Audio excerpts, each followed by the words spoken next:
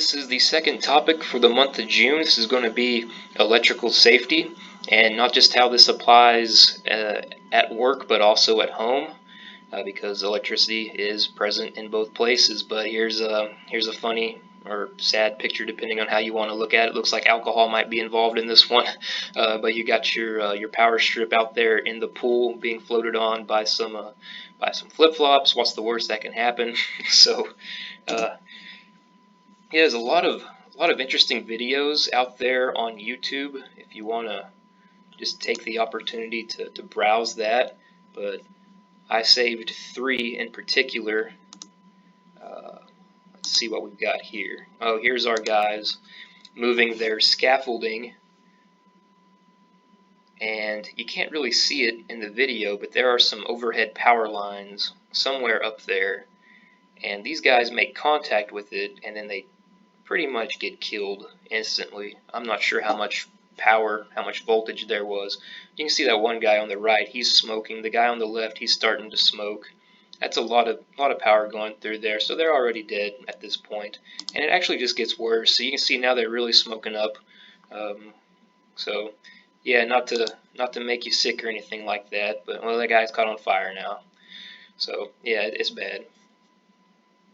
We'll just back out of that one. Let's see here. Okay, so here's one that's not so nasty. Static electricity at the gas pump.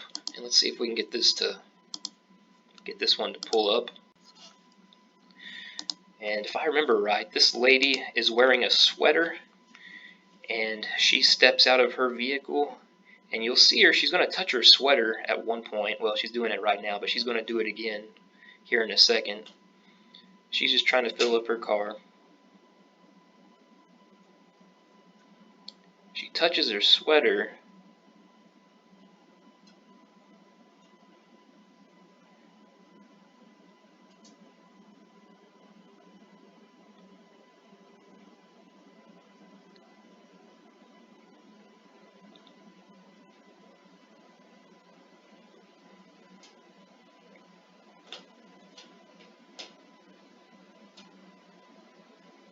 Well, it's going to take her a minute. Okay, here we go.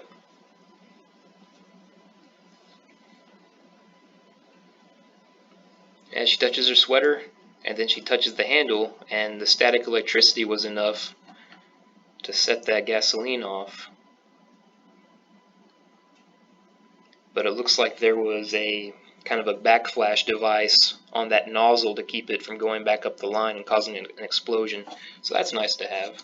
But you can see how things can get away from you kind of quickly sometimes. Birds on a wire.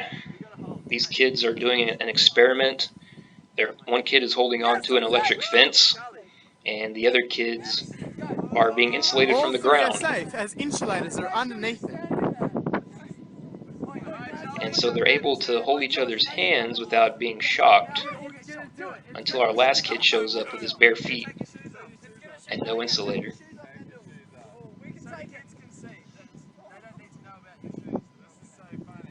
Joel in the end is taking his shoes off. He now has no insulator.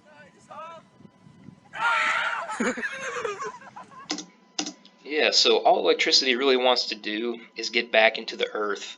And if you happen to be the ground that's providing that pathway back to earth, then electricity is going to try to take you as the pathway, and it could kill you in the process. So that's how that happens.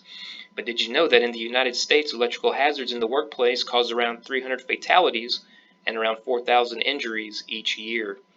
And just so we know, that guy in the picture there, he was shocked. That means non-fatal. Electrocuted basically means electrically executed, and that is fatal. Okay, and then the question comes up from time to time, is it the voltage or the current that kills you? Long story short, it's kind of a combination of both. You have to have enough voltage to overcome the resistance of your skin, and then you have to have the current, that potential energy that is enough to do the damage to you. And it says there you can create a lot of voltage with just static electricity when you rub your feet across the floor, but there's really not enough current to hurt you. But when you have higher voltages along with higher current, that's when you get your injuries and your fatalities. And the human body is mostly water, and so we can conduct electricity fairly well, and getting shocked can be serious. The difference between life and death is if you're grounded. And keep in mind, if you get closer than 10 feet to an overhead power line, that electricity can arc over and contact you without you even touching it. So if you just get close enough, you can still be in big danger. And also, any of your vehicles, whether they're industrial equipment or even the car or truck that you drive to get back and forth to work, if it's got rubber tires, say if a power line were to fall on top of the car that you're in, you don't want to get out of that car. You want to stay inside because you're pretty much grounded and insulated in that vehicle. But what happens is people panic and they open the car door and they put their foot on the ground, just like that kid in the video put his foot on the ground, and he made himself the pathway for the electricity to flow. And that's when people get hurt or killed. And you can see this guy had his SkyTrak, and here in the background we've got a power line overhead. He either got close enough or actually touched it, and then at this point he should have stayed in the cab, but it looks like he probably tried to put one foot on the ground while still holding on to the SkyTrak, and that's when he became the path to ground for all of that power. And he is obviously no longer with us. But by the same token, you can have a bolt of lightning go through you and you can still survive if it grounds out without having to go through your heart. And even then, some people have had their hearts stopped by electricity, and then people have taken AEDs and used that electricity to restart their hearts. Here's a guy born in 1912, died in 1983, but he was a park ranger in Virginia, and between 1942 and 1977 he was hit by lightning on seven different occasions and survived all of them, and recognized by the Guinness World Book of Records as the human lightning rod. So do the math on that. I don't know. Here's some common pictures that you're going to see in your workplace at one point or another that you need to be on the lookout for. Your ground pins that you see there, if they're bent or if they're missing altogether, that needs to be brought to the attention of your supervisor to be corrected. So here's a situation where an employee was climbing up a metal ladder to hand an electric drill to a journeyman on a scaffold about 5 feet above him. When the victim reached the third rung from the bottom of the ladder, he was electrocuted, so he died. The investigation revealed that the extension cord had a missing ground prong, and that a conductor on the green grounding wire was making occasional contact with the black wire, thereby energizing the entire length of the grounding wire and the drill's frame, and that drill was not double insulated. So what does double insulation mean? Okay, so you see, you've noticed this, how is it that one type of plug may have two prongs on it and the other one's got the three? The one that has the two prongs on it, it doesn't need a ground pin because it's double insulated. So many electrical appliances have casings made from an insulator, such as plastic rather than metal. The electrical parts of the device cannot therefore be touched by the user, and that appliance is said to be double insulated. And such appliances will only have two wire cables, as they do not need the earth wire. And this is your universal symbol for double insulated devices. And a lot of times it's on devices that are used maybe near water, especially kitchen appliances and restroom devices and appliances, things like that. And I'm not exactly sure what this device is, but it does have the double insulated symbol. But even still, don't take your chances and don't just throw these things into water just because they are double insulated. You want to always be on the lookout if you're doing safety audits or safety walkarounds in your facility. Make sure people are respecting the way that they're using these cords. Don't pull them like this. You want to pull them by the plastic plug-in. And you can see what happens. If you start to abuse these, you're going to start opening up the jackets, and before long you're going to start seeing copper. Don't run cords or cables through windows, holes in walls, or under or around door frames. And you can see here how somebody has taken this and they're breaking this cable apart every time this window comes up and down. And in the doorway here, where every time this door opens up, it's smashing into that and exposing those copper wires. And then don't staple any type of power cords or anything like that. They do make these plastic clamps that will hold those cables in place without actually hurting the outer jacket on those cables. Make sure that we're not tying very tight knots in our cords like this, because that also ruins the jacket. And of course, if you're looking down the length of a cord and you see some copper being exposed, that's a good sign that that needs to be removed from service. And typically we like to cut those up so nobody can reuse them. Very common situation at almost every place I've ever been to is broken plate covers. That is an OSHA violation right there.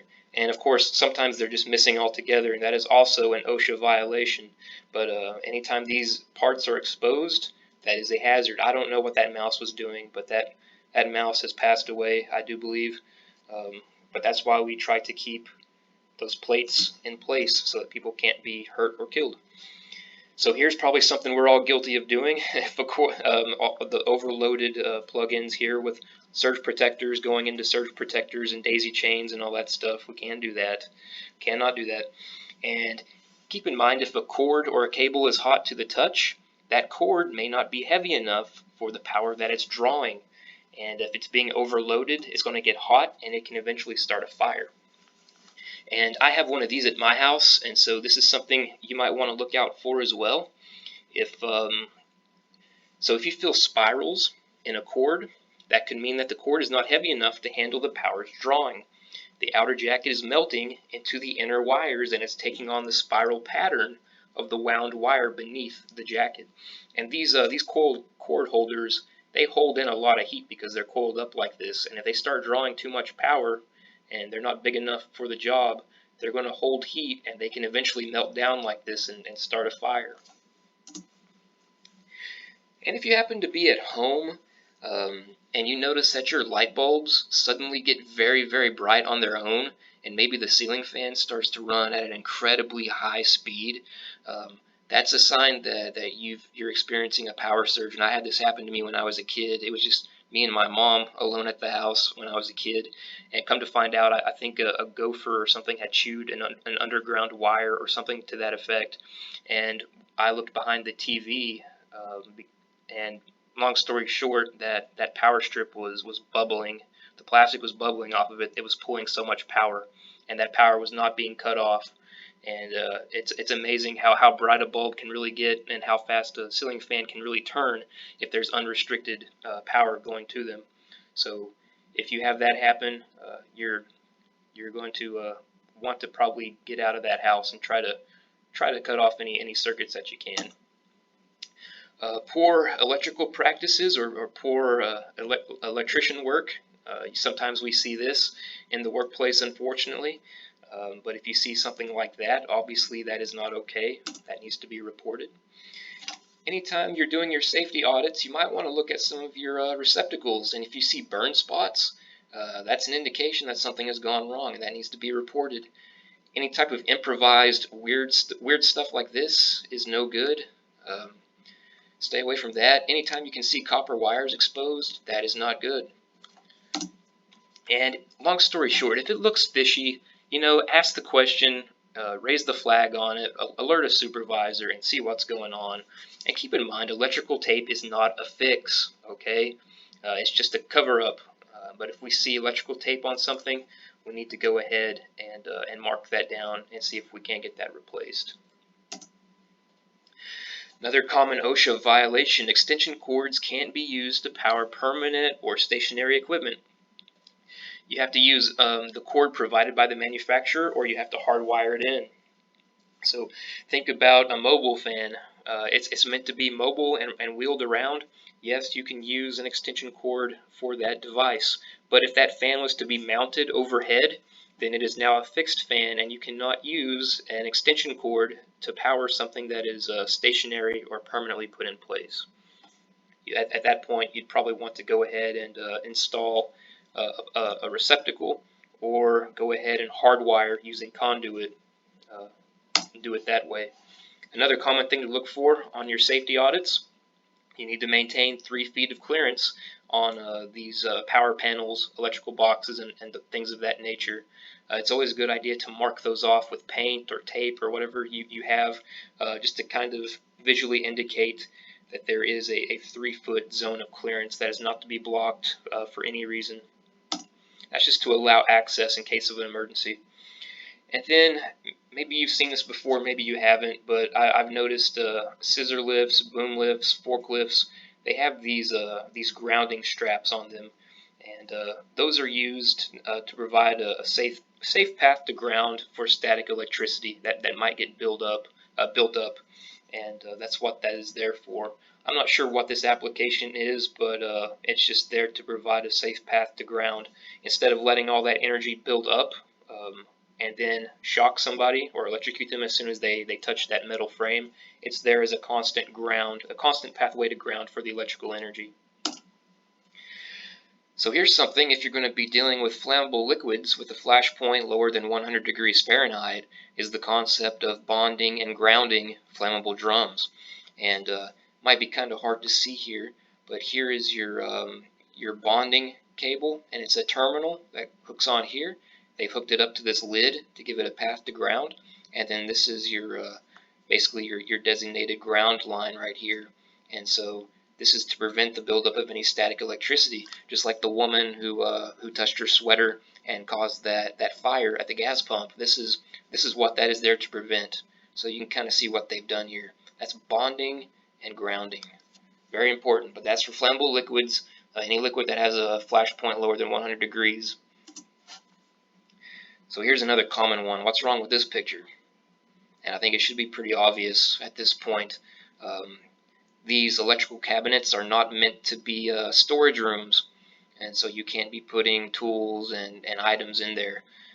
But keep in mind, your motor control rooms, those are also not meant to be storage rooms. Those need to be kept clear of any foreign materials at all times. Unfortunately, they do become storage rooms sometimes, and that is not OSHA legal. So we need to be on the lookout for stuff like that as well. We're going to talk about ground fault circuit interrupters real quick, and I'm sure we've all seen these, but pretty much if you've got an outlet in your bathroom or in your kitchen or anywhere, maybe outside, anywhere where water can be present, you're typically going to see a ground fault circuit interrupter. And this is probably pretty handy for this guy. Hopefully he's plugged into a ground fault circuit interrupter, because if he drops this his drill into the water and he's on this metal ladder, he could get shocked or electrocuted.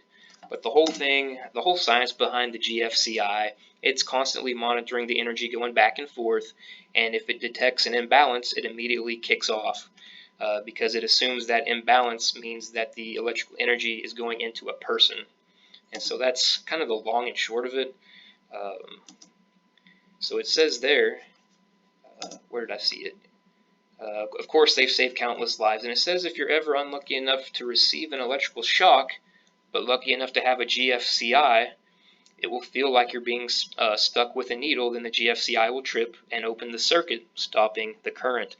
But you have to remember, this is a device, and you need to test those GFCIs on occasion, at least periodically, to make sure that they're still working, because they can wear out over time, and then they will be ineffective if they do break. So they do have a test button on there that you can test those with, and that's what that is there for. Oh, Fester, how much do you love me? So yeah, husbands and wives used to kill each other all the time back in the old days. When they got mad enough, they would just throw the radio or the hairdryer in the tub with them and kill them. So somebody really smart came along and invented the ground fault circuit interrupter.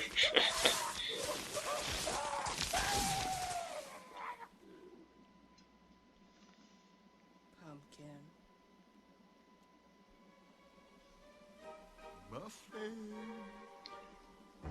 That's the Addams Family. Okay. So yeah, moving right along, and I think we're almost to the end here.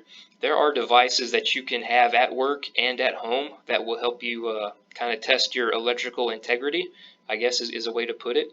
You can see there that picture on the left with the Klein tool. It's got a red light. That means that there is live energy flowing to the end of that wire. But it's also got a green light in it, so if you touch it to something and it comes up green, it means it's safe. But that red obviously means that there's a danger. So good thing that person had that, showing that it's a live component. And then you got one of those plug-ins with the light ups, the 3 lights on it, and you can see what's written on the label there, so you can tell what's going on, if it's correctly wired or not. And if it's incorrectly wired, then what's wrong with it. And then, of course, the trusty voltmeter. We've probably all used one of those at one point or another. And I'll tell you a story about a guy, an electrician I used to work with. We'll call him Tommy because that's his name.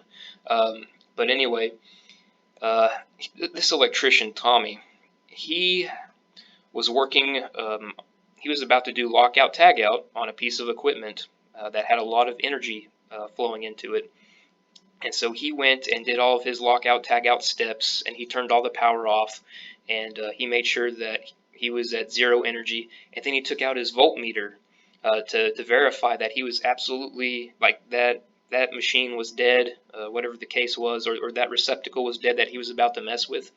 He touches his voltmeter to it, and he sees that it's still live. Well, he goes back to his motor control room, and these guys had hired a contractor to come around and relabel, replace the labels on their their electrical boxes and all that stuff. The old labels were old and worn out. This guy, all he had to do was come around and put new labels on. Well, come to find out, this contractor had accidentally, out of about 100 labels, he had misplaced 2 labels. He'd actually swapped one out for the other. And so when Tommy went to this, to what he thought was the correct box, it was actually the incorrect box because it was mislabeled. And had this Tommy guy not used his voltmeter to verify 0 energy, he could have very well been killed. So you have to don't just take the labels as gospel truth. You always want to try to verify for yourself that there is no energy going to that equipment before you start working on it. I like how that ties back in with the lockout tagout that we just covered. Also, whether you're at work or at home, always call the 811, call before you dig, because you don't know what's underneath you, and if you hit that with your hit a line with your shovel, it might be the end of you. But that's all that I wanted to cover for electrical. So yeah, be on the lookout for these things at home and at work. And if you see anything that looks fishy, we want you to go ahead and inform a supervisor. Do whatever you have to do to raise awareness around the issue. So with that said, thank you for your time and thank you for your attention. Have a good day.